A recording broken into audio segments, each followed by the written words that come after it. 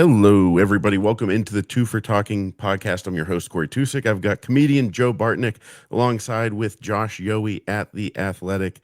And we have Josh's Penn State of the Penguins address to get to. But boys, we've got I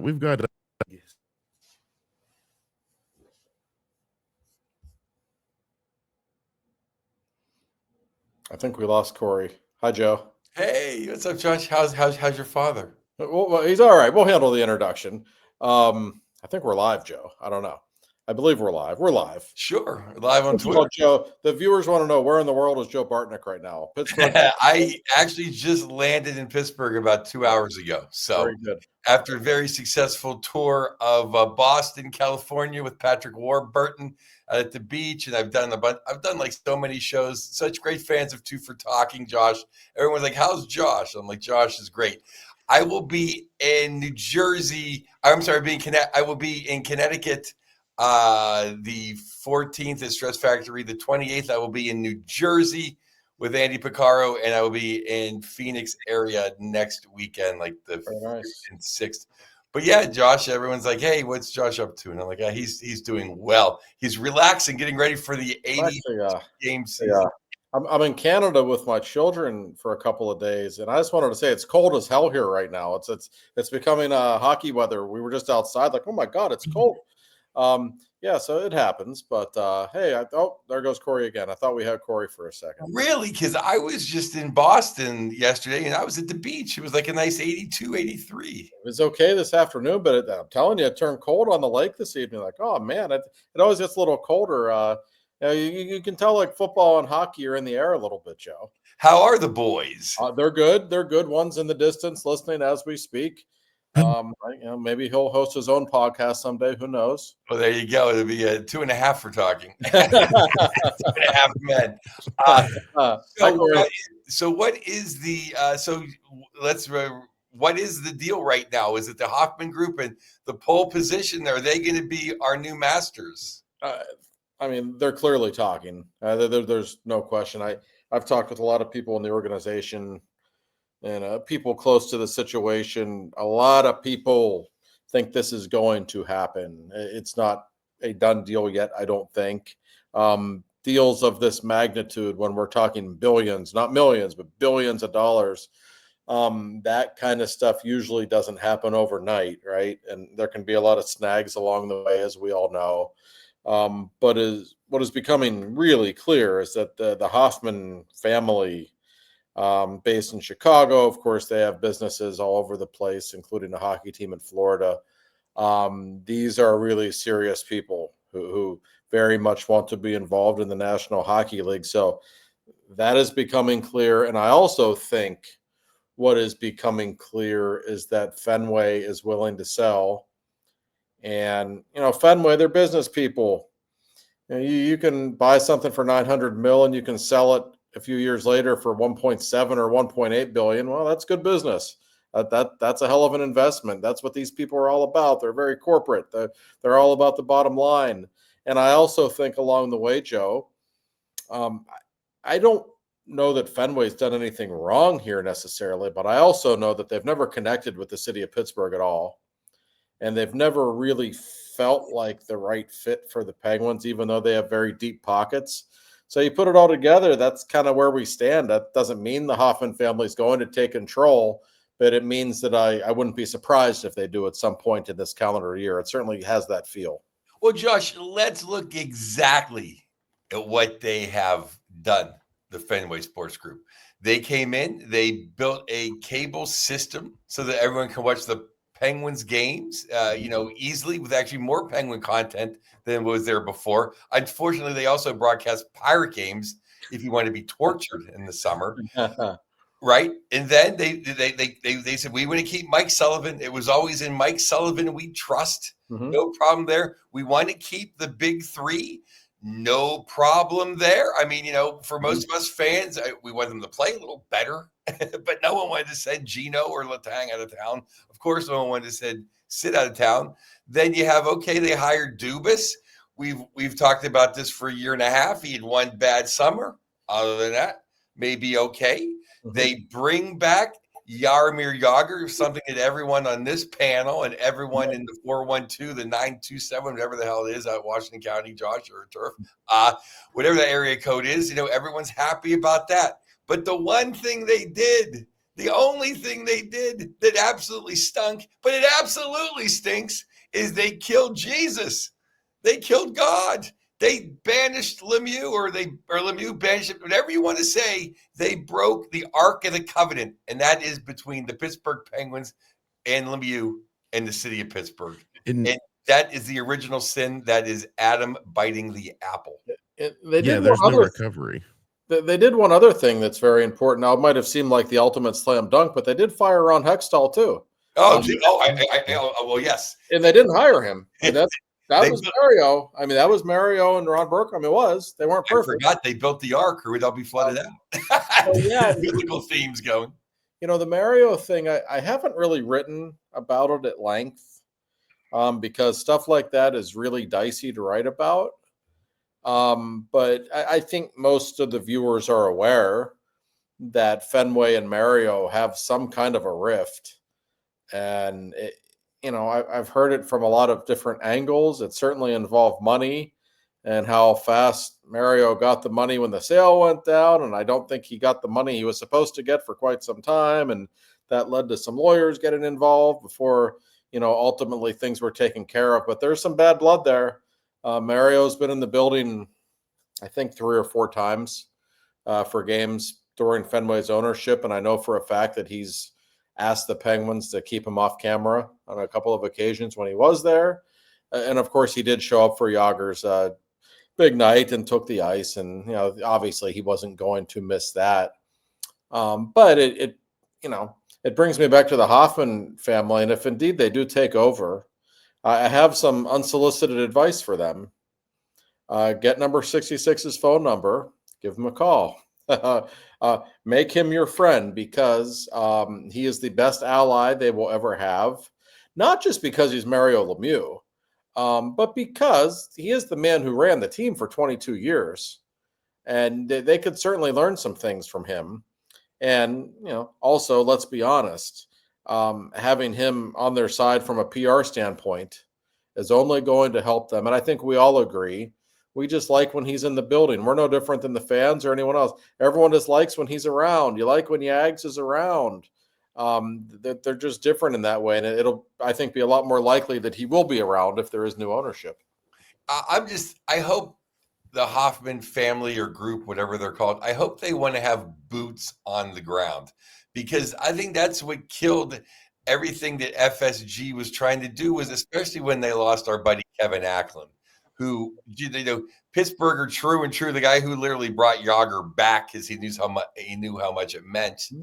And I don't know who that would be. I don't know if David Morehouse is tied to the Lemieux group and he can't come back or what. But they need to get somebody that knows Pittsburgh, and at least Chicago is a lot closer to Pittsburgh. Even though I've been around Boston a lot last week, and it kind of reminds you of Pittsburgh a little bit. Chicago really reminds you of a really big Pittsburgh. So I think they have a better feel for what they're getting into, but they just need Pittsburgh people working for them. No, I agree. I think it's been a big problem. Kevin Acklin and Jen Bolano Ridgely are 2 very important people in the organization, the only 2 with Pittsburgh ties, quite honestly. And you kind of knew they were going to sell, or it certainly looked that way when, Kevin has been gone from his post for a few months now, and they've never replaced him. There's never been any talk of them replacing him. In retrospect, they kind of were thinking about selling for a while here because they're not replacing people. It kind of makes sense, but I completely agree. For better or worse, and I don't have a problem with it really, but Pittsburghers like when other Pittsburghers are in charge. They like being surrounded. We like being surrounded by our own, right? And when I hear Penguins fans talk about FSG, there are certain complaints, but first and foremost, it's those Boston people. We don't like those people from Boston. Why are those Boston people in charge of the Penguins? It did feel a little slimy. Yeah, I mean, and, Chicago, you're right, Joe. Chicago, I think in terms of personalities, Chicago people remind me of Pittsburgh people so much. Pittsburgh might not geographically quite be the Midwest, but culturally it is. And we just Pittsburgh and Chicago. Every time I'm in Chicago, I'm like, yeah, I'm comfortable here. I like these people. These are my own kind of people. So I wonder if it might be a more natural fit. But yeah, you're absolutely right. They need some Pittsburgh flavor in this group if they want Penguins fans to trust them. Pittsburgh is a or Chicago is a very, very big Pittsburgh, Mm-hmm. is the way I see it. It And is. I also like the fact that the Hoffman group, I've been to the Everglades arena. They have good swag, and their trainers down there are really sweet people. But I like the fact that the Penguins, if they buy them, will be like their Cadillac, not their like Honda Accord that has 300,000 miles on it. Because I hate to think that the house of Lemieux and Yogs and Sid and Gino was third to a soccer team. Mm-hmm. It's like I wanted it to be their prized possession, not a tax write-off. Not just an asset that they're holding on their balance sheet. No, I agree. And it's the Penguins were never going to be the Red Sox. They were never going to be Liverpool. I'm not a soccer guy either, but I know how much money Liverpool makes them. And those were their two crown jewels. And the more you talk with people about FSG, the more you realize that they really want to be in the NBA at some point as well. There's probably going to be an NBA team in Vegas in the next 5 years. And I think they're going to want in on that. I've heard that from a lot of people that I really trust. That rumor's been out there for a while. The Penguins they were a nice asset for them. They were a nice secondary team for them to have. But you're right, Joe. And the fact is the Penguins, and I don't say this out of any bias, they are one of the NHL's most important franchises. They really are. You can view the original six as the glamorous franchises. Okay. Name one more original six franchise that's more important to the league than the Penguins. I don't think you'll find one. I really don't. They are a worldwide brand. That's a really important team, and you're right. They should be the crown jewel for whoever owns them. Yeah, we're tied with Edmonton for most cups since the merger. Yeah. Mm-hmm. So, and as far as stars go, it's basically, it's Gretzky, Messier, Coffey, and McJesus and Leon versus, Sid, Gino, Lemieux, Yager, and 30 other guys, including Paul Coffey. Yeah. It's the run, like, I don't know if people say this, a bunch of people say this, but championships that happen before you're born, like they almost kind of don't matter. Like with the Steelers, like the 70s Steelers, I like the history, all that kind of stuff, but like I didn't experience it. And I was telling my nephew, I was like, you don't understand how ridiculous it is. The Penguins didn't win Stanley Cups, and now in my lifetime, they've won the Stanley Cup more than anybody. Like they're, like I was born in 1986. Like that's an unheard of run of success. So like we're taking our medicine here, and I don't know. Here's my worry. It's going to be another like this Hoffman group, and Josh, you were on the DV morning show and you expanded on this a little bit. Like they have a huge portfolio. They have like a million what was it, like 200 some companies? Uh-huh. Like, yeah, very few of which I've ever heard of, but they do have a lot of interest for sure. It's not like it's just one or two teams that are making them their money, or one or two groups rather. But I think it might be different because other than a minor league hockey team, it's not like they have other NBA teams or other NFL teams or anything like what Fenway has. And I can't imagine they will be as corporate as Fenway, because it would be impossible to be as corporate as Fenway. Like the Penguins arena feels sterile the last couple of years with Fenway in charge. I don't know how to describe it. It's like a psychological feeling. Like it just feels corporate in every way. And you ask people who work for the team, like there was a family atmosphere when Mario ran the show. And I think you could sense that almost even for outsiders, and it's not there anymore. So yeah, these people do have a ton of businesses, and they will have to be asked, hey, why should you be the owner of the Penguins, and what are you going to do differently than the last group? But a lot of questions need to be asked. But I think the Penguins would be their crown jewel in terms of visibility and in terms of sports, and I think that's a big deal. And that's one thing they were never ever going to have with Fenway. I mean, even if whatever Mr. Hoffman or Grandpa Hoffman or Uncle Hoffman comes in for one game, that'll be one more than anyone from FSG ever did. No, I mean, you're right. I mean, how many games has John Henry been to? A couple, I guess. You know how hard it was to get for the thumbnail for this, to get a person from FSG standing next to a Penguins player. Like I was Googling it, and it's like usually you Google any player. It's like there's not much evidence that they were ever there. And apparently, Teddy Warner, who's Warner's son, like they basically put him in charge of the Penguins, and nice guy. You know, he was around some of the time. He doesn't even live in Pittsburgh. Like he was just, I think he lives in Milwaukee. Right? He was just commuting. He'd come into for games sometimes, and nobody has anything bad to say about these people. Like most of the Penguins employees I know, they get kind of defensive of Fenway. They always say things like, "Oh, they're nice guys. You don't ever see them. You don't know what all they're doing." Like, well, that is the problem. We don't ever see them, and that's great that they spend money and that they treat people okay, but there was just never any connection with the city. And I don't need an owner to be Jerry Jones doing interviews 3 times a day. But you should be visible. People should know something about you. They should know that you care. And I maybe it's too harsh to call them absentee owners, but boy, they are hands off to the extreme. Well, the few dealings I had with people from the FSG organization, they were very nice to me, very professional and very nice people. Mm-hmm. So I can only go on that. But I will say that, they weren't nice to like my uncle. And that'll just never sit well with me. If you don't treat Mario well, like I don't like it. That's all I can say. Yeah. Well, no, you're not the only one who feels that way. I mean, there are enough whispers out there, but whatever went, and it's still kind of shrouded in mystery what happened during that year after the sale. But Mario hadn't been around. We all know that. And for him to just disappear like that, so something happened that should not have happened. That's for sure. I certainly don't sense any bad intentions from the Fenway people. I don't think their plan was, hey, let's buy the Penguins and piss off Mario Lemieux and treat him like shit. It wasn't like that. I think it was more misunderstandings. But again, they're just never around.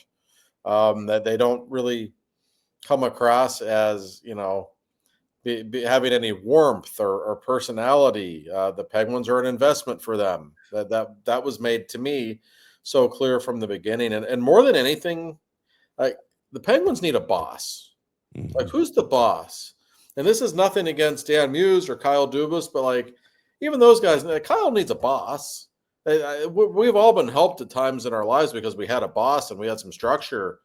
Kyle is basically running the organization by himself the last couple of years. He probably would like somebody, granted he wants an owner who's on his side, of course, but he'd probably like somebody he can work with a little bit. He just has to do everything, I think. And that's not always a healthy thing in any working environment. You still have to have some kind of, chain of command, right? I hope it's not bare bones back to the days when Staggy was working 15 jobs. I hope Dubas isn't answering the phone and selling tickets. Making sure the popcorn's popped. I hope he has a couple people helping him. But let's just to think ahead. Is this okay? Now it's out there. Is now other people, or does Hoffman have an exclusive window? Is Mario out of the picture? What is there? The only ones. I mean, other than which, obviously, Ron Burkle hasn't made too many bad business decisions in his life. It doesn't seem like he's going to say, "Oh, well, yeah, I'll lose $1 billion just to get him back because I enjoyed coming to games with Mario." Right. That would be great if he did, but yeah, you can't expect raise the price of milk, Ron. I don't care. Well, there is usually a window of exclusivity in terms of negotiating and making final decisions, and usually those windows are either like 30 or 45 days in these situations, and it hasn't been confirmed by anybody if that's what's happening. I suspect it is. I suspect they've made some inroads, agreed on some things.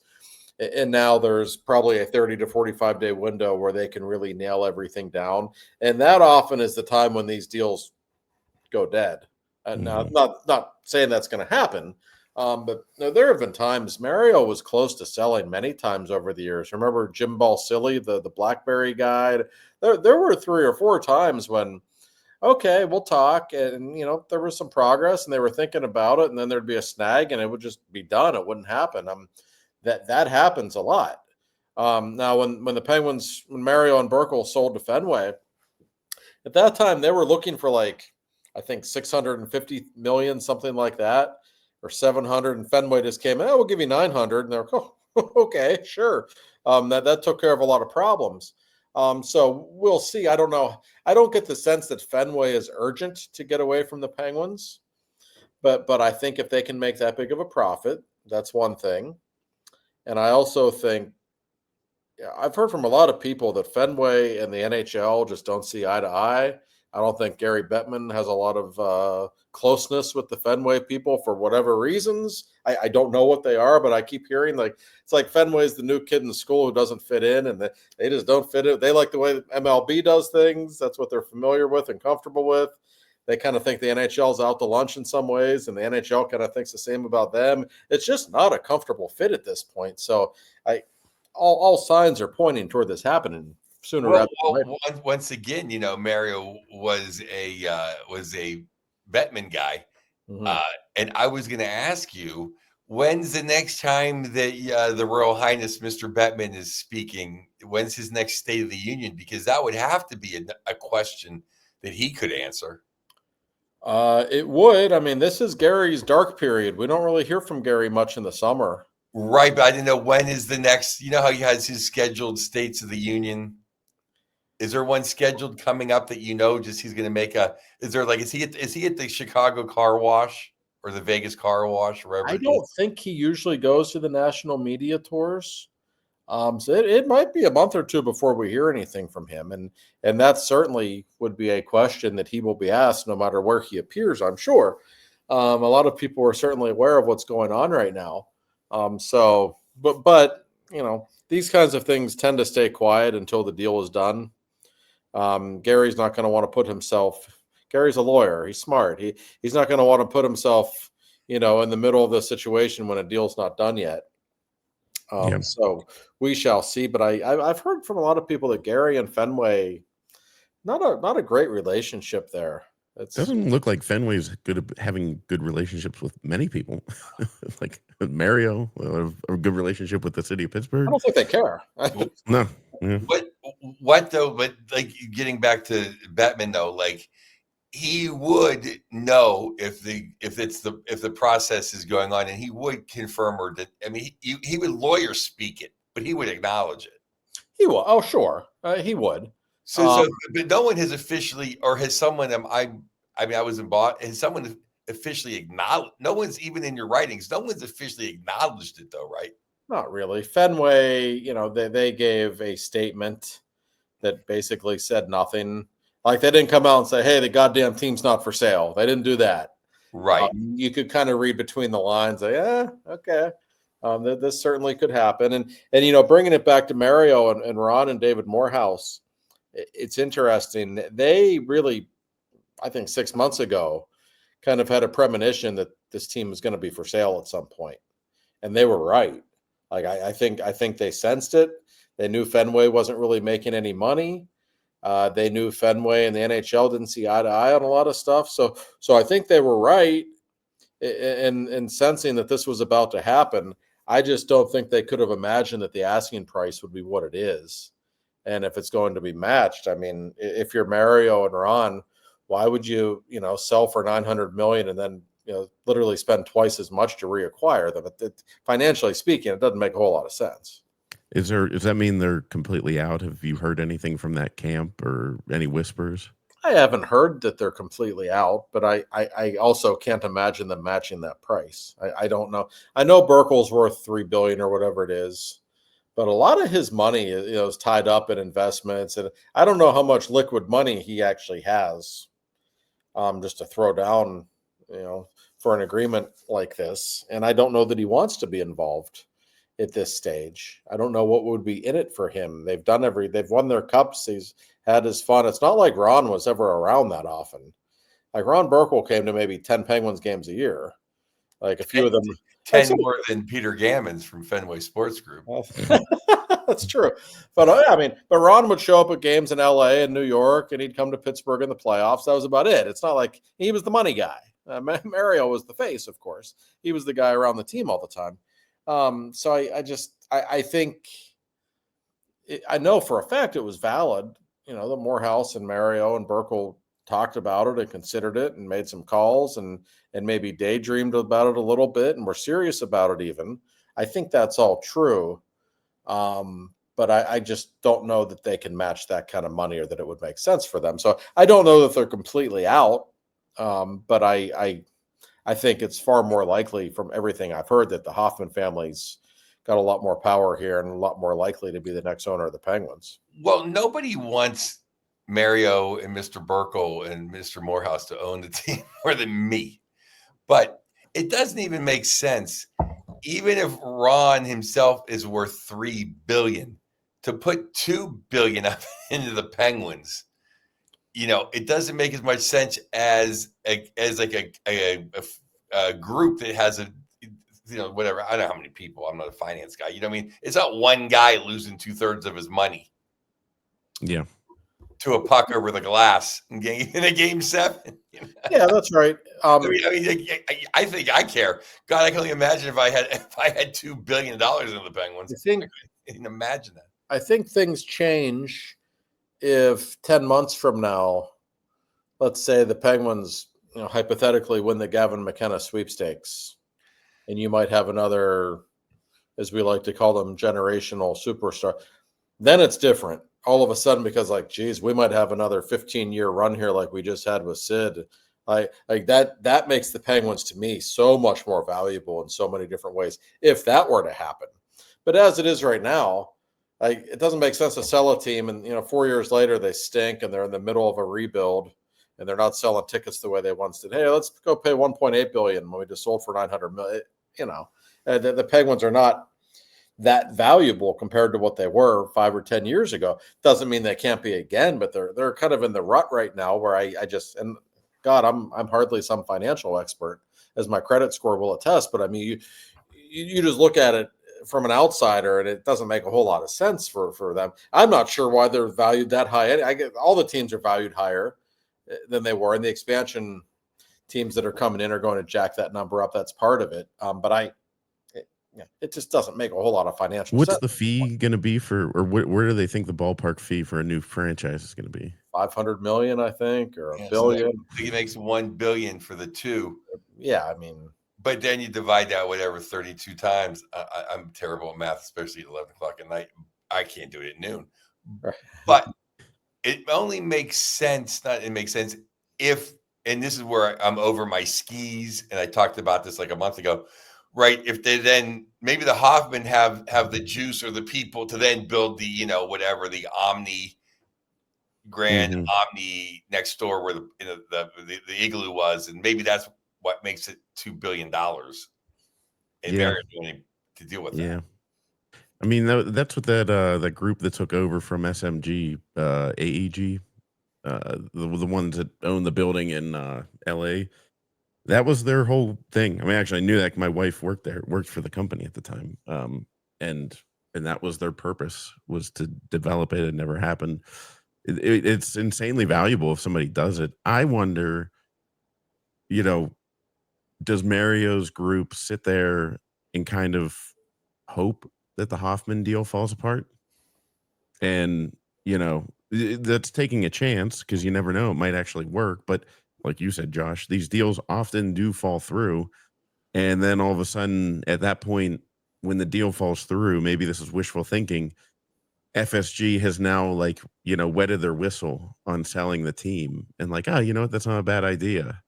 And then Mario and Burkle can come in and say all right, here's $1.3 billion. Well, they've also showed their hand that they probably want to sell the team at this point. And so, yeah, that's a conceivable thing. But God, there's a lot of billionaires out there that want to own sports teams. It's just the way it is. There's so much money in professional sports. It's hard for most of us to even fathom.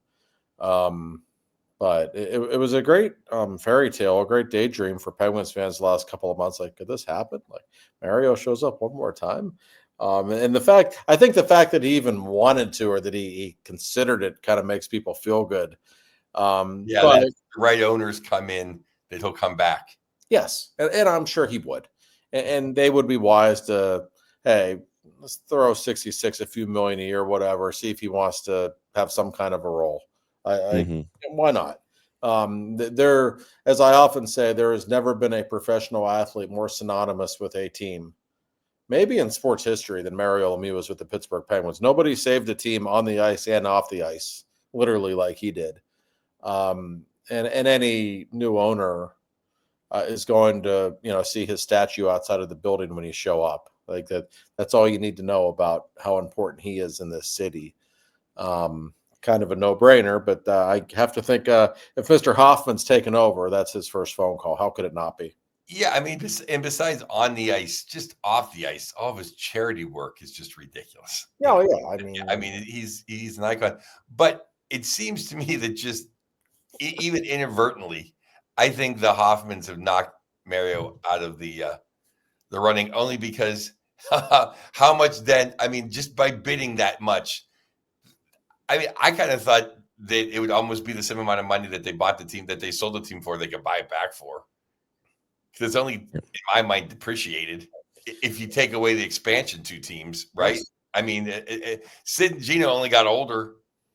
Fenway has hemorrhaged money the last couple of years because they were still spending to the salary cap every year. Right. They didn't this much, but they do. Like, they spent to the cap, and that sellout streak is a thing of the past.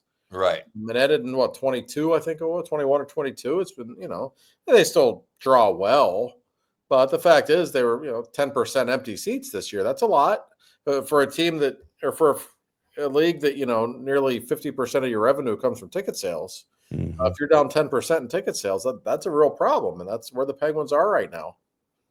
Yeah. Which makes the 1.8 to me either that they are getting all the land and they're going to build something, and it's one of their 200 businesses is going to be a general contractor building something over there, or B, they just want to be involved so much they're just paying 3 times market value for it. I think it might be that more than any, which is Mhm. fine if they've got the money to do it. Great. And I've heard from some people, like, they might want nothing to do with that land around the building. They might just say that we're going to lose money. Just keep us the hell out of that. That's what I would do, because I think that's a lost cause. This has been 15 years. It's a disaster. I love being at Penguins home games as much as anyone, but I don't particularly like when you walk outside at night and look to the left and the right and look for an open bar. You're not going to find one. Like, it's not a good The scene. dumbest thing ever. Well, that's one thing. I hope one of their businesses is a sports bar, and I hope another one is like repaving to fix some of the potholes around it. Christ, yes. They need it. Yeah. No, I mean, having a good relationship with the city would be important, because the Penguins have certainly had their issues with the city over the years.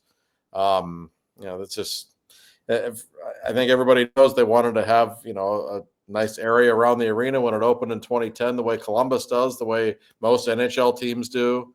And not the case, is it? It never is apparently going to happen. It's a shame, because boy, I fell hook, line, and sinker for all of those yeah. for all of those dreams, those drawings in the Post Gazette that I was reading. Corey, But- it's you're dreaming it. It's stupid that they didn't do it. Oh yeah, yeah. I mean, Like- people are just not making money. No, Yeah. it's and now no businesses want involved in that area. That, downtown, since COVID, has gone downhill a little bit. There's more crime, especially the area around the arena is not great. A lot of businesses, they don't want involved, because if you've been down there, like, say the Penguins are at home on a Tuesday and Thursday one week, those nights are great. Go down there on a Wednesday at 7:00. See if you find any geez. human beings. You won't. It's downtown is dead, especially in that part of downtown. So now it's even harder to try to draw businesses in, and the city's a pain in the ass to deal with when it comes to this kind of thing. It's a problem. But think about it. The only business that's made money in those 10 square blocks is the guy that plays the saxophone. Yeah, Reggie the saxophone man does well. But yeah. I mean, other than that, no. I mean, isn't that insane when you think about it? oh yeah, no, it can't be that hard. Like there's thousands of people. Like it would seem like I don't have a degree in business, but for Christ's sake, you would think it could be done. But a lot of stubbornness from the city of Pittsburgh, and that's one of the reasons they brought Kevin Acklin in, because Kevin, worked for the mayor and had a great relationship with the Penguins. And if even Kevin can't get it done, when he has friends on both sides of the aisle and everybody likes him and everyone likes working with him, it was like that much of a lost cause. I don't know who else is going to pull it off. It may be too late now because of ice, but they could at least get some Mexican guys from Dodgerland to come out and sell some bacon wrapped hot dogs. Like, I mean, you would think there'd at least be some guy selling or some chubby Latina lady selling hot dogs and Sprites. Well, yeah, I don't think ice is going to let that happen now. And I mean, I don't know that downtown when there's not a professional sporting event in downtown Pittsburgh. I mean, it's a problem. It really is. But yeah, if you're a new owner, it's amazing the price is apparently as high as it is, because again, that situation, that wouldn't make me want to spend my money if I was a billionaire. Like I would be very leery of the business issues surrounding that arena of the Penguins. But we keep hearing 1.7 or 1.8 billion in that range. It's unbelievable. But I think part of that's just the value of professional sports teams. Right. I wonder if they could partner. Right before we get to the great Bill Neofus, who should put together a group with all his billions. Is there any chance that this is just that the Hoffmans know a Fenway guy, and this is a little like a joke over a filet mignon somewhere, and it's just to make Mario and Burkle spend an extra $500 million? I doubt it. Now that would be something. If the Fenway really wants to be villains in this town, that would be a good way of going about it. That would be something. My mind hadn't even gone there, Joe. But I haven't heard that, so I'm going to assume no. But it's not like that kind of thing doesn't happen in business from time to time. If Elliot Friedman's in on this, then I'm going to have a word with Elliot next time I see him, because I don't know. That's just the only two guys in journalism I trust are you and Elliot. Well, if Elliot's getting a slice, then we'll find out. If he shows up to the Sportsnet studio driving a Maserati or something, he does anyway. So it's fine. He might, yeah. Yeah, I don't know. We'll see. I really just some way, please make it happen. Get Mario involved. Hoffman Group, have Mario just be 80%, like 80% of what he used to be. So he doesn't have to spend more than he made. That's right.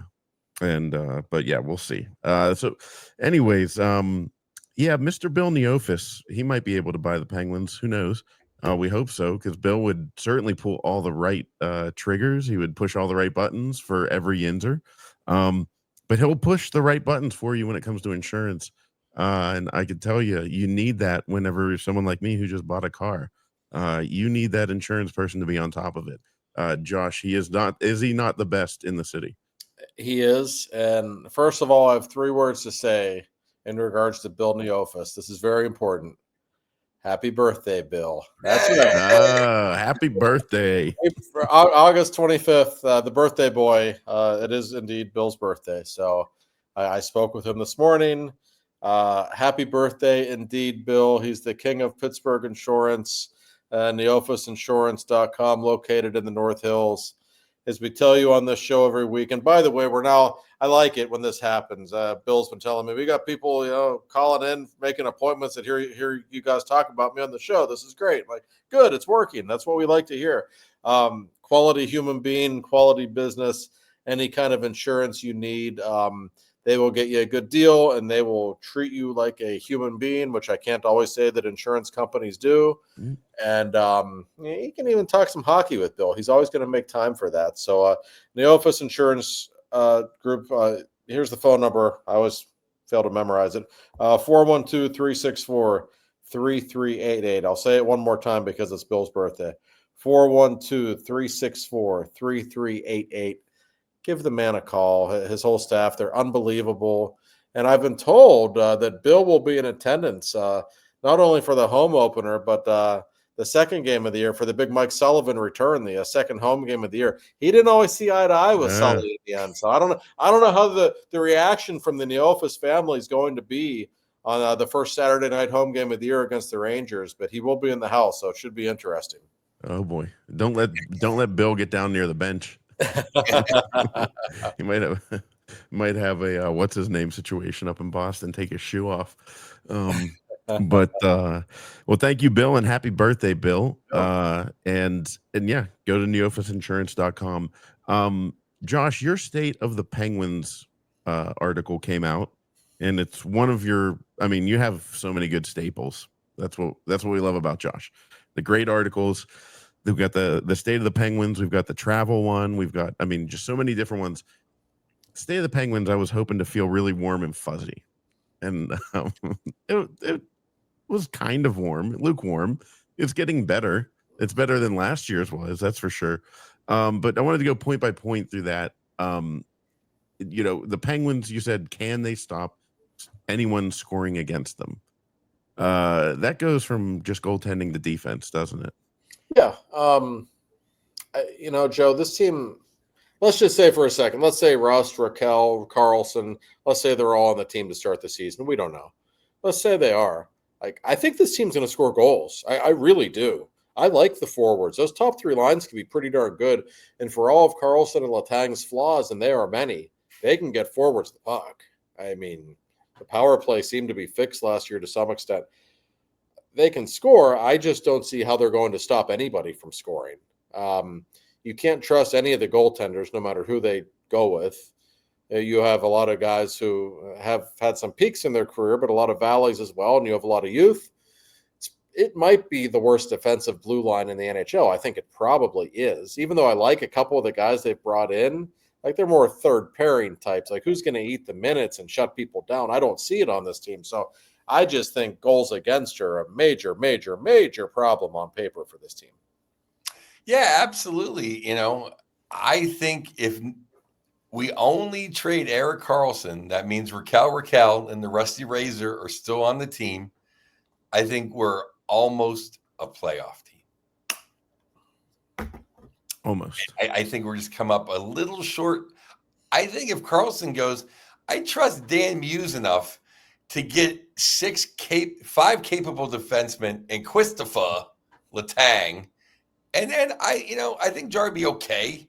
I think Shelovs is definitely an upgrade. He's intriguing. Yeah, and I just think the Metro is going to be a tougher division this year. So I think last year's team. I think we're going to be a better team this year. I don't know. I think the division is going to be harder, though. It could be that the Penguins will be better this season, but will finish lower in the standings. I could see something like that taking place. When you just look at the Metro, Carolina and Jersey and Washington are so good on paper. I think the Rangers could be better for sure. That's tough. The Penguins just aren't better than those teams.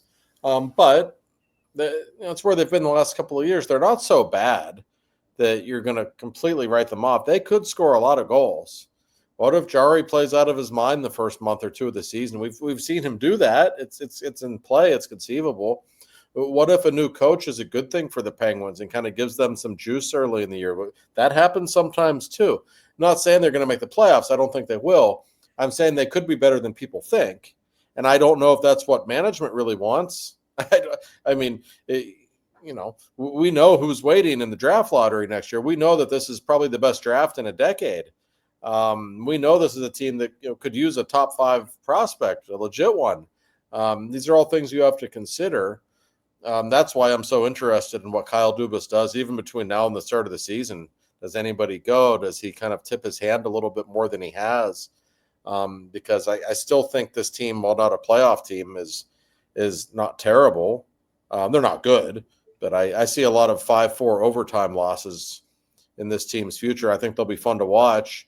But you don't want to be in the middle forever, and that's kind of where they've been the last couple of years. And I still think on paper that's where they are, and I don't know that that's a good thing.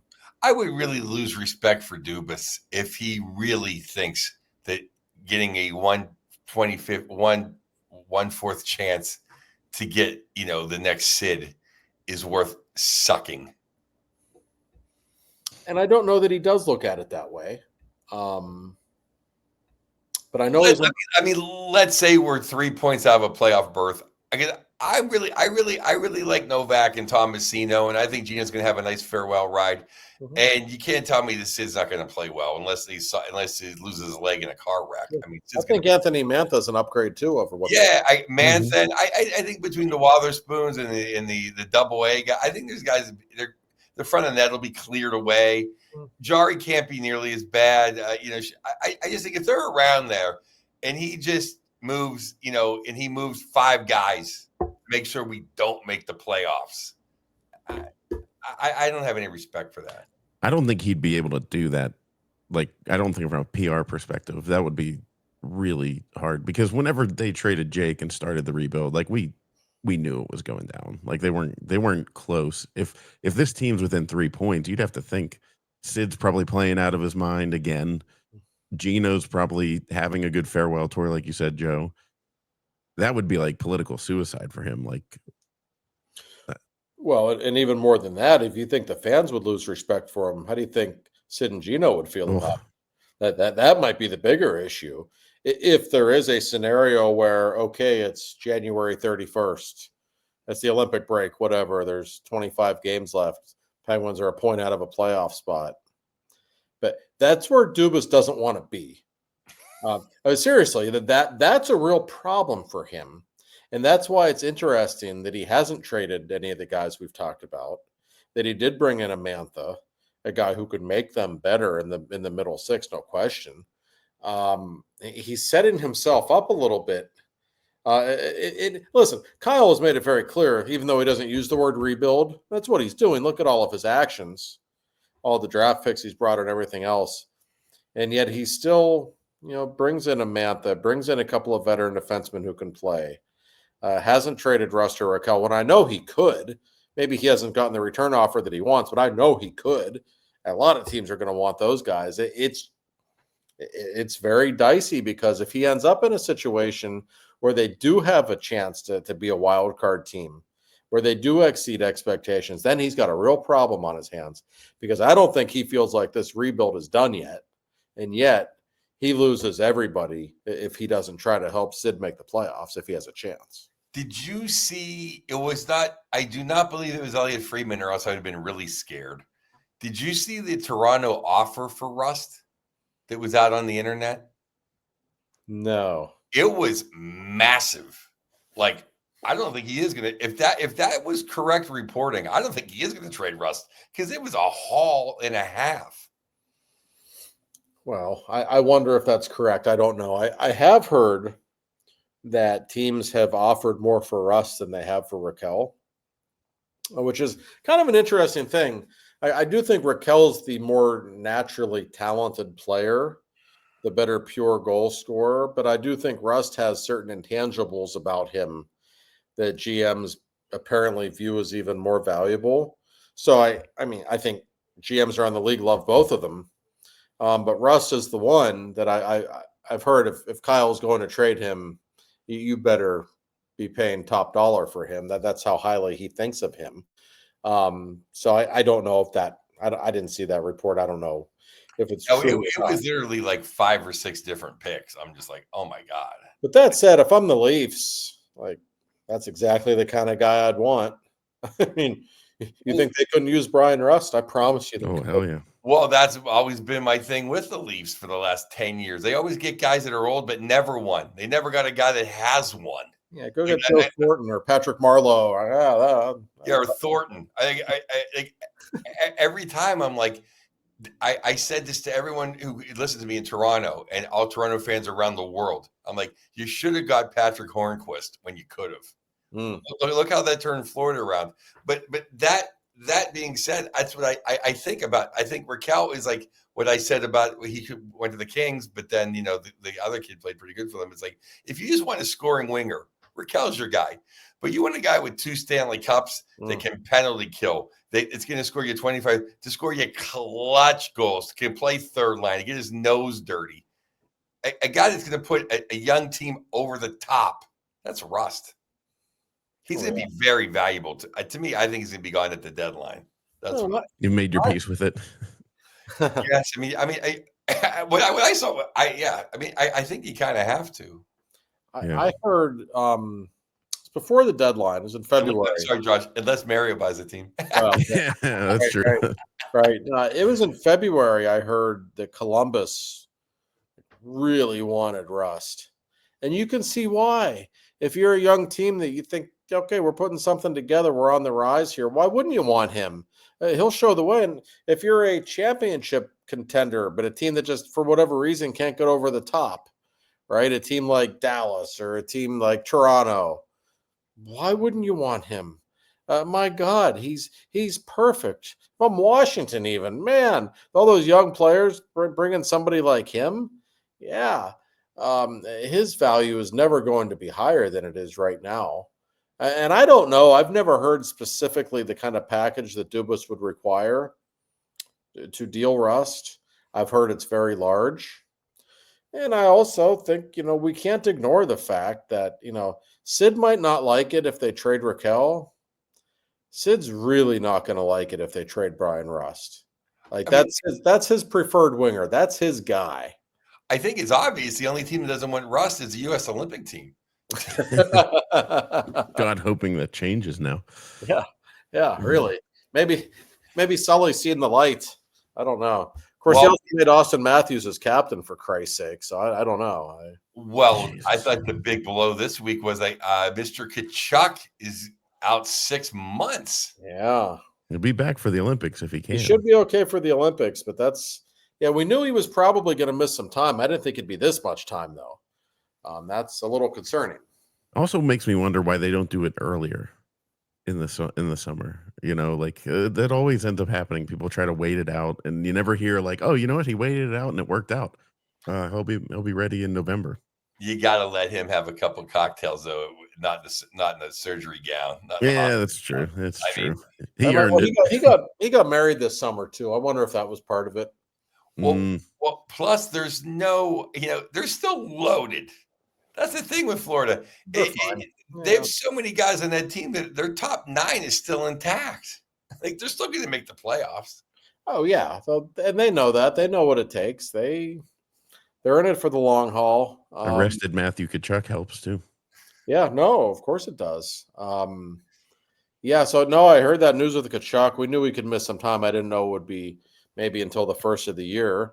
But that said, he should still be prepared for the Olympics. And I've said all along, I know he's not the captain in Florida. I know Barkov is, and he's clearly a fine captain. If I'm Mike Sullivan, I'm putting the C on Matthew Kachuk's sweater, and I'm not thinking twice about it. Austin Matthews has never won a damn thing in his life.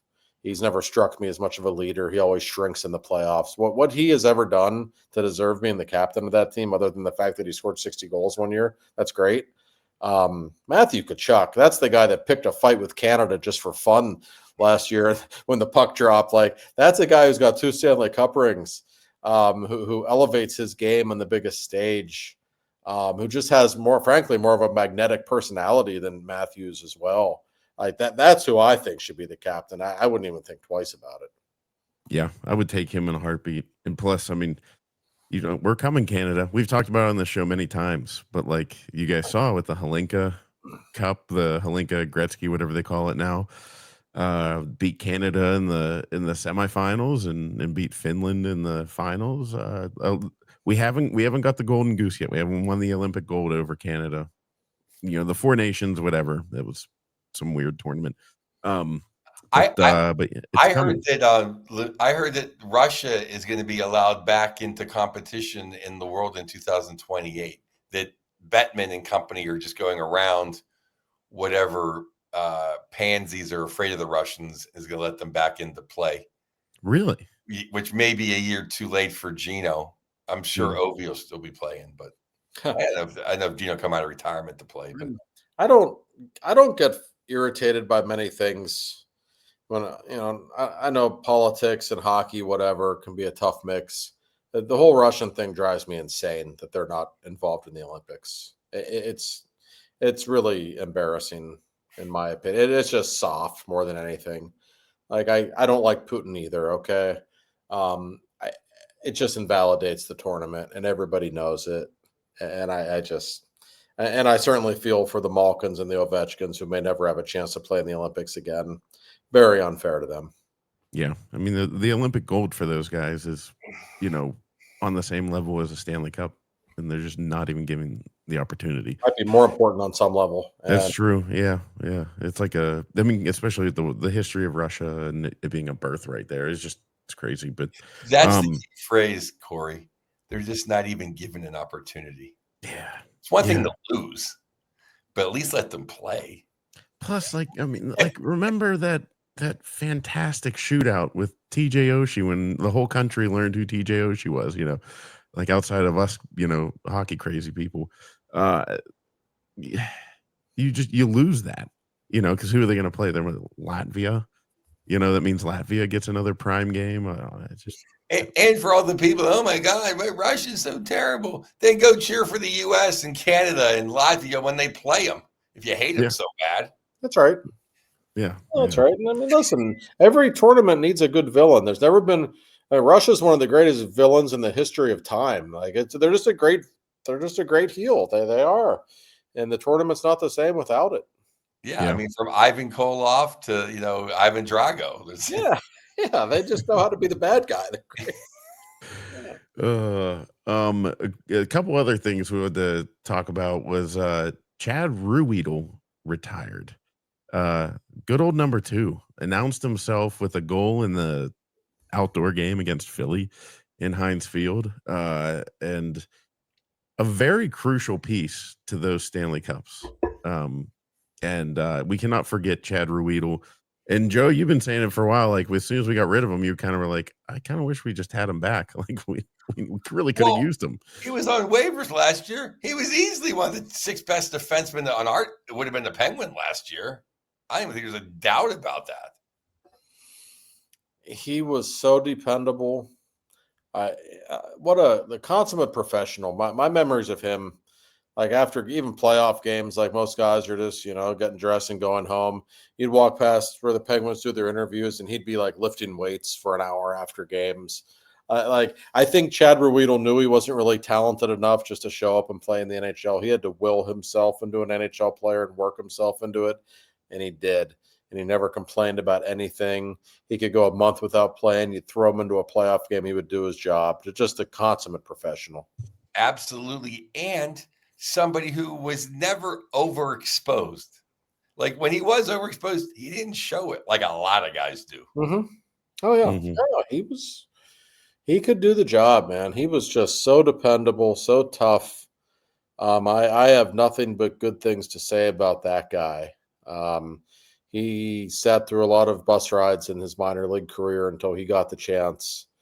And it's such of a cliche to say it, but you don't win championships without guys like him. You don't. You need people with no ego who just show up every day and go to work and who you can count on, that you can trust.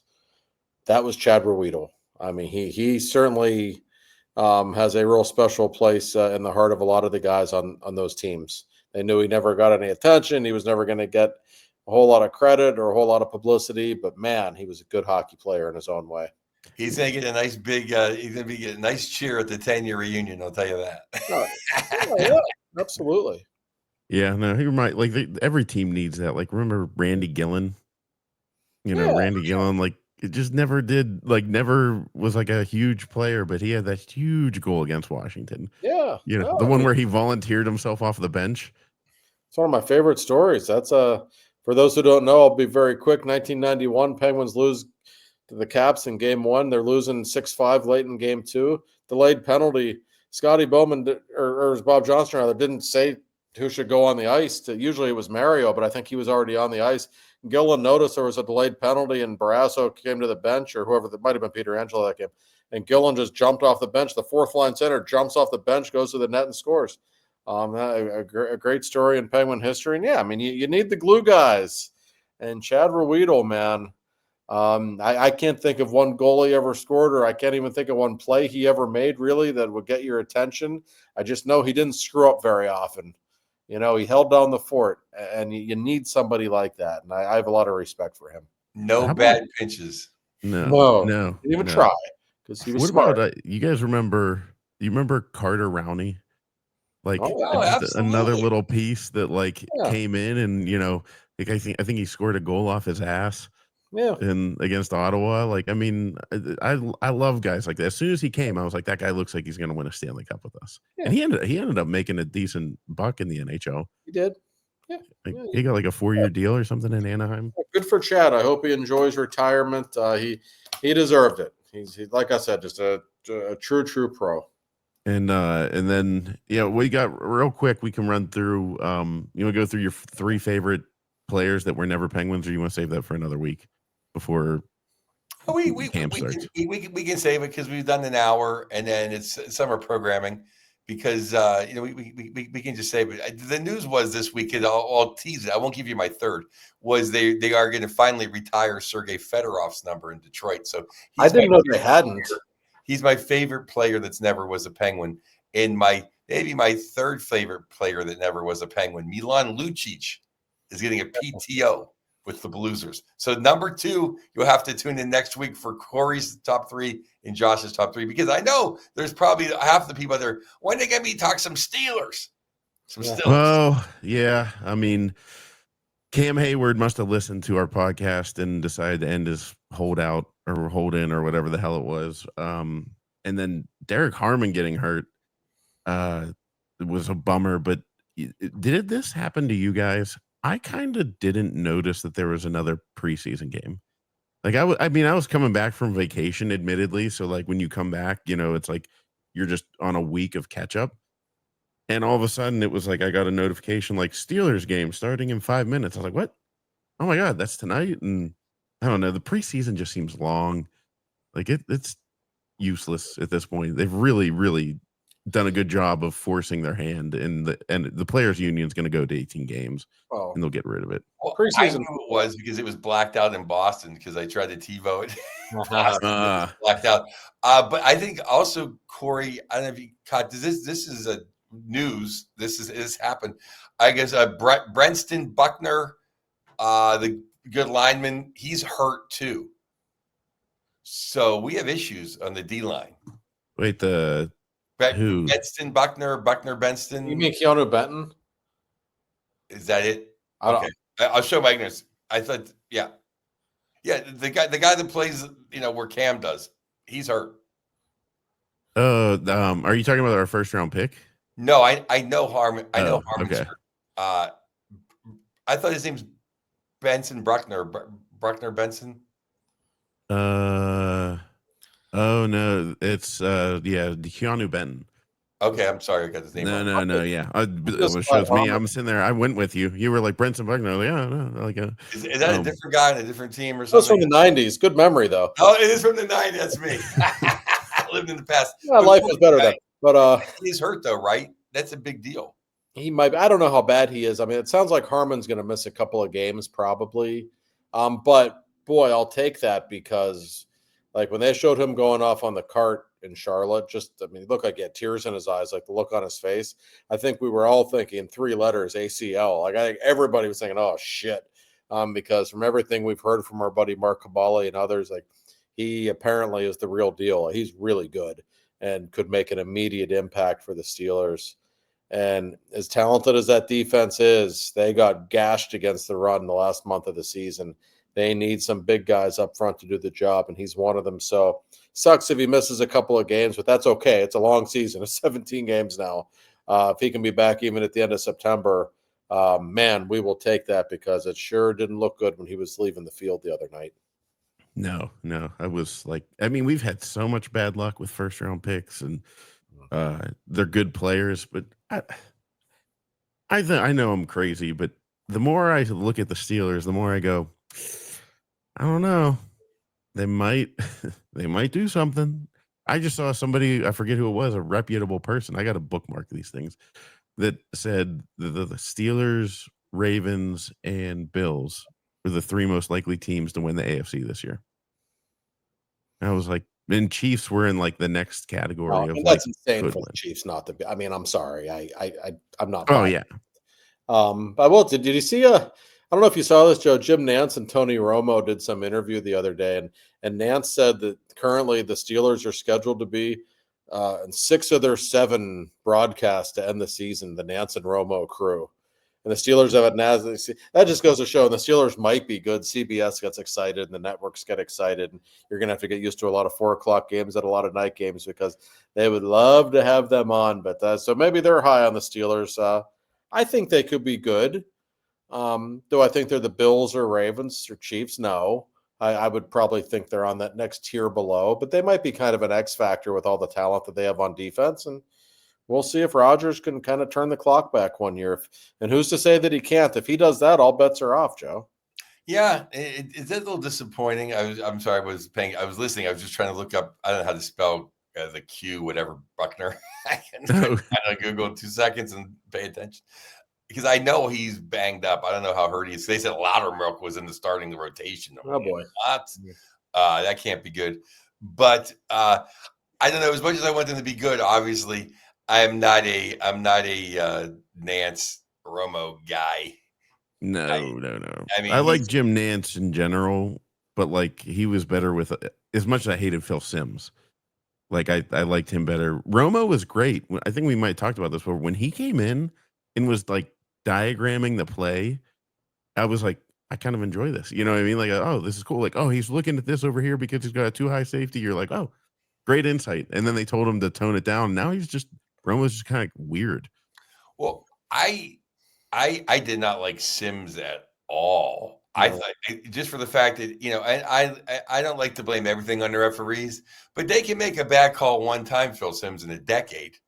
I mean, it's like he always took their side. He might as well have been in the Spatafor family or the Saratori family. How much he was defending the referees every game, but Romo, I did not like when he tells you what play's coming. It's like, can I just watch the game? It's like someone who tells you what the set list is going to be. Can I just listen to the concert? Like, I don't want to know what the play is going to be. Right. Yeah, I actually didn't mind Romo. I don't mind Romo the way some people do. I appreciate his enthusiasm. My only issue with him now, the last couple of years, I feel like he just kind of like doesn't do any homework and just shows up and is just playing the character of Tony Romo. Like he just seems like he's not as prepared or something seems off. But I will say this, guys, when I get bored late at night, I've been going down the rabbit hole lately of watching like lots of games from the 90s. And even I like to watch some old 70s games before I was born. They're all on YouTube now. Boy, was the broadcasting terrible then. I mean, holy shit, it's a million times better now than it was then. You watch some of those old broadcasts with like Beasley Reese and stuff. Those were some really bad broadcasts. Like it's actually way better now. So I try not to come. It's kind of like NHL officiating. Does it still kind of suck? Yeah. But go watch some tapes from the 90s and see the stuff Mario had to deal with. It's not so bad now. I don't complain about it as much as I did just because of that. Well, that was the worst because I lived through the best. I lived through the 70s. So we'd always have Kurt Gowdy or Pat Summer Brookshire. We always had the great announcers. And then in the mid 80s, the end of the Emperor Noel, all we saw was we played the Bengals and they were okay, but the Brownies after Sipe, we had to watch Glanville, and we would get the ninth best announcers because we stunk and Cleveland Pittsburgh is not going to exactly light up the ratings. We're not exactly getting Matt and Summerall, and just terrible. Yeah, there's nothing worse than whenever you turn on a Steeler game and you're like, who the hell are these announcers? We suck. We suck. It's like it doesn't happen that often. I mean, it's usually Nance or Ian Eagle, or who I think is pretty good actually. Oh, love the Eagle. I think he's terrific actually. That's when the Penguins are down, when they're like after the 3 stars of the night on NHL Network. Like, we fall into that. Oh, the Winnipeg game made it from. Jeez. Yeah, like what? That's where Ottawa usually sits. Right, yeah. Jets Sharks. Okay, wow. Have you guys ever seen the video of? I love the guy Kevin Harlan. I think he's like I would love to hear him do a Super Bowl on TV. Have you ever seen the video of him announcing a March Madness game? It's like the video of him at the desk, and like I forget, it was one like a 14 seed beating a 3 seed or whatever. And I mean, he's just losing his mind. Like it was so much fun. I love watching those guys. And I will say, Ian Eagle's son, it sounds exactly like him. He's really good. Yeah, he is. He does the college football games on NBC on Peacock on Saturday night. I'd like to see him get in there. I don't know. Jim Nance is kind of to me like slowing down. Like it's kind of like go do the Masters, maybe take the NFL off. I don't know. But then you have Tom Brady with what's his name? That Kevin Burkhardt, like going Fox. I'm like, I hate Fox's broadcasts in general. I do. I just think CBS in general, their broadcasts are a lot better than Fox personally. But I will say Kevin Harlan, I think he's great, Joe. I don't know how you feel about him, but I find him so entertaining. I'm in Canada right now with my kids. I'm up here a lot. And so I spend a lot of Sunday nights driving home from Canada during the football season. I always listen to Kevin Harlan on Westwood Radio on Sunday Night Football. Sunday nights. Awesome. Absolutely. So good. Like I don't get sleepy at all driving home. It's Kevin Harlan's going through my veins. Like, oh, this is great. He's getting excited about everything. He just brings some a comedic value. Like, he's really funny sometimes during games. Like it just adds something to it. I think he's great. Yeah, I know I'm getting old because I remember Ian Eagle was the young guy. Now his kids, bro. I think Tirico does a great job, but I still miss Al Michaels on Sunday nights. To me, it's a big game when it's Al Michaels. I agree. I just do Al Michaels. Some people give the Amazon broadcast shit. I still like Al Michaels. I'll listen to Al Michaels call anything. I will. Here's where Al Michaels has slipped because he's great and like I like him in his whole command of the broadcast is great, but big moments, the emotion kind of like left in the last like 20 years because you think about how many big moments that guy's lived through. And then not only that, then it just as a fan, an LA Kings fan happens to be there and watch them win 2 Stanley Cups and 1 in overtime at home. You know what I mean? Like it's like he went from that to like his favorite team doing that to the Miracle on Ice and everything in between. But like I remember if you watch the rebroadcast of Super Bowl 40, it's like Willie Parker is breaking the record for longest touchdown run in Super Bowl history. And he's like, they call him Fast Willie Parker. It was just like, I was like, a little more, just a little bit, like a little more emotion, please. But no, I mean, his command of a broadcast was great. And he always let you know whether or not your bet hit. Oh, that's the best part about Al. A very important extra point to some of you watching right now. Like, yeah, me. Yeah. He was Musburger. Musburger always dabbled in the dark arts as well. Yeah, right. I will say this though, about the Kevin Burkhardt thing. To me, he's fine. But the way he used to have that tight end for North Carolina as a partner, and how he became everybody's martyr. Like, how could Tom Brady take his job? Because he's Tom Brady. It's like if they're going to show, Kelsey's girlfriend 30 times, people get upset. You don't think they're going to have Tom Brady on the broadcast? Yeah, I mean, and I don't think Brady was even that good really in his first year. He was okay. But I did think people were getting a little too enthusiastic about Greg Olsen. He's fine. He's better than most. But this isn't like the greatest color commentator who ever lived. Like I agree, people were getting a little too worked up. But how could they do this to Greg Olsen? It's okay. Like it'll be fine. It's just Greg Olsen. Yes, I'm telling you, I don't like watching games on Fox. I don't like their camera angles. I don't like their production. I always call it like overproduction. They got to do their cute little camera angles when you can't. I just want to see the field. I don't want like close-ups or like weird camera angles to just show the game. CBS does that really well. And Fox in general has like almost like not a sepia tone, but like a transparent like gray tone that they put over everything. Do you get that vibe? Yes. Because like I remember seeing it whenever Doc Emmerich was doing the NHL on Fox. And the Penguins were always on those Saturday games with Doc Emmerich in the 90s. And I was like, why does this game look gray compared to like when ESPN does it? It's brighter on ESPN. And especially the Nance Romo game. They have like when you take a picture on your iPhone, it's in portrait mode.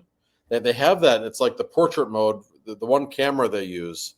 Like it just like, oh my God, it's beautiful. Like it just everything about the CBS presentation, I think is, and I think their broadcasters are better too, top to bottom. They have if you have like Nance and Kevin Harlan and Ian Eagle, like that's a pretty good top 3. Like I don't whether you like Nance or not, he's certainly an all-timer. I mean, like that's Fox just can't match that as far as I'm concerned.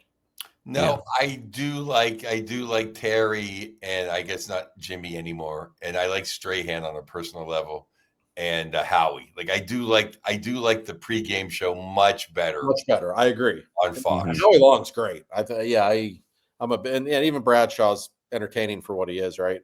No, I agree. I think their halftime and pregame stuff's better on Fox, but just the actual game broadcast itself, I just think CBS does it better. Yeah. Yeah. Well, hopefully Well, we'll be on at 4:00 with Nance. yeah. I just saw At somebody. 1:00 with Beasley Oh, Reese. oh, Jesus Christ! I saw a Twitter. Just all you Pittsburgh fans were getting ready for it. They said, "Boy, is it going to hit like crack when the Steelers accept the opening kick and go 3-and-out with the worst 3-play calls you've ever had in your life?" Because it's coming. The Steelers are gonna do it, and all of a sudden we're like, "What the hell?" And we're screaming for it now. But Well, let's talk seriously though for a second about what's gone down.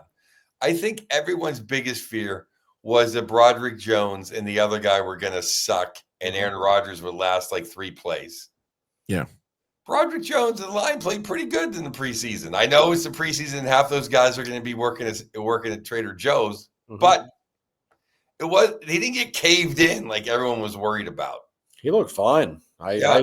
I watched him a lot in the last 2 games, and Troy Faltano on the other side looks great. Like he might really be something special. I know they feel that way about him. And no, I thought the line, I don't know if they're going to run the ball that great to start the season. That didn't seem to be coming around as much, but the pass protection was really good. Yeah. And we'll see. Listen, Rodgers is kind of a mystery. Like we've seen him in Latrobe. I was there once. He certainly can still make all the throws. That was clear. We don't know how he's going to play. He has a history of not always playing great in week 1 as well, and he didn't play at all in the preseason. So that's probably a little concerning. But I have a feeling the Steelers are going to throw a lot more than people think this year. Whenever you're the national analyst, it's always, well, it's the Steelers. They're going to run a lot. Like, are they? Like, I think they have to. I don't know. I mean, you just brought in Aaron Rodgers and DK Metcalf. I don't think you're going to run the ball. I understand they're not going to be the run and shoot or anything. But I have a feeling you've got 2 pass catching tight ends. You've got a Hall of Fame quarterback. I don't think this is going to be the same offense or handoff, incomplete pass and punt. I think they might surprise people in that regard. I do think though that was the most disconcerting thing about this. And I know I said it last week about how we got rid of Naj. I know Naj wasn't Earl Campbell, but what I've seen of this kid, he's not Earl Campbell either. I'm not Caleb trying to knock him Johnson. in the preseason, but I was expecting to have a little preseason pop against the guys working at Trader He Joe's. got tackled by a cornerback on the outside. You're like, you can't just break that. Like just one. It's not the hardest one. I thought he looked okay, but just okay. You want to see more than that, no question. Warren barely played, and I like Jalen Warren. Preseason, regular season for him. I mean, I like Warren. He's fine, but to me, he's ultimately Is he a bell cow? He's a really good complementary back, right? Which is all the reason why I think they're going to throw more than people think. I just No. I could be What do wrong. they do with the wide receiver too? I mean, I know Roman Wilson has the capability to get there, but none of us have seen it yet. I mean, I'm wearing my Michigan hat, so of course I see that. But I don't know. We everybody goes, "Oh, we got DK Metcalf," and I'm like, "Yeah, like we had Hines Ward and we drafted Plexico Burris, like for a reason. Like you need 2 guys." Right. Yeah. I mean, I'm still curious to see if they bring in somebody before the season. I know our former featured guest Mark Cabali has speculated a lot recently. Like, don't be shocked if they trade for someone or bring someone in because they like Roman Wilson, but he's more of an inside slot guy. Mhm.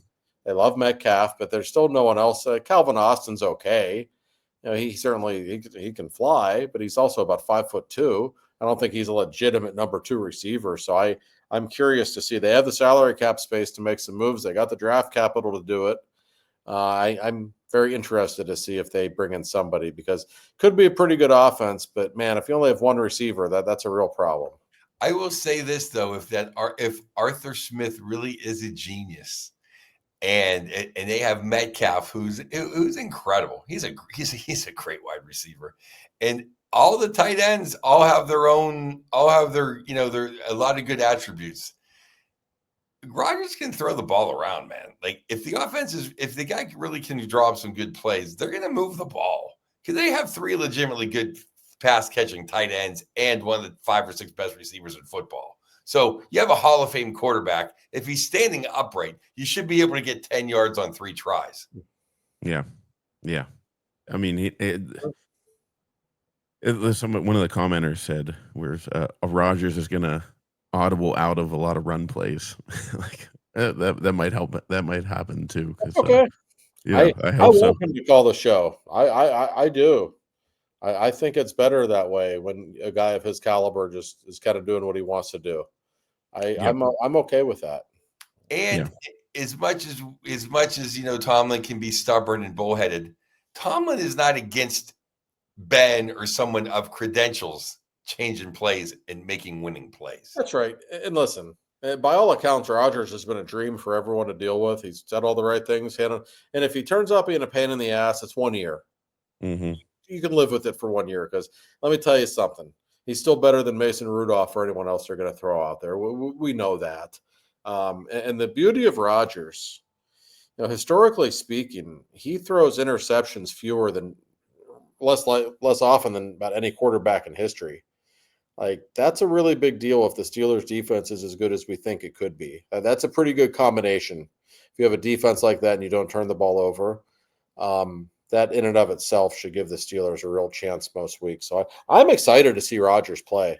I know he's old, but it's Aaron Rodgers for God's sake. I think if nothing less, there's a feeling of excitement and unpredictability with these Steelers that maybe we haven't seen in a while. Well, since Ben played, you never thought we could get to 24 points.